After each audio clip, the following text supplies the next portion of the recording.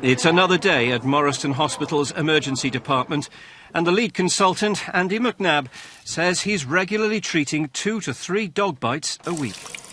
The most emotive wounds that we see tend to be the facial wounds.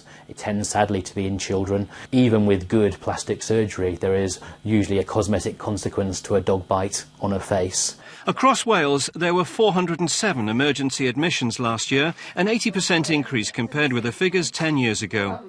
There are some 9 million dogs in the UK, and rescue centres in Wales say they're inundated with abandoned and unwanted dogs. They blame irresponsible breeders who sell fashionable status dogs on the internet. Week in, week out wanted to find out how easy it is to get hold of dogs like huskies and what appear to be pit bull types.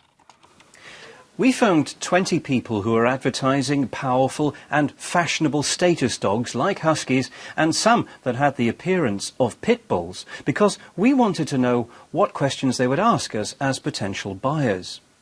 None of them asked if we had children, and when our researcher pointed out that she lived in a small flat with no garden, only 6 expressed concern about the accommodation, and just 3 said they wouldn't sell her the dog because of her circumstances.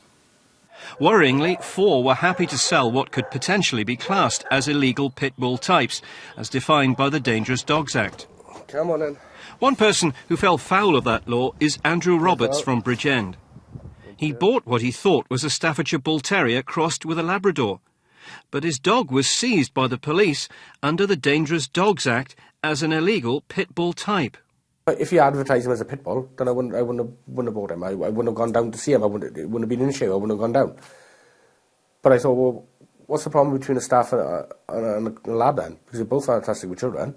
Last year, the Welsh Government considered new rules that would control nuisance dogs, but plans were shelved in favour of working with Westminster on a law for England and Wales.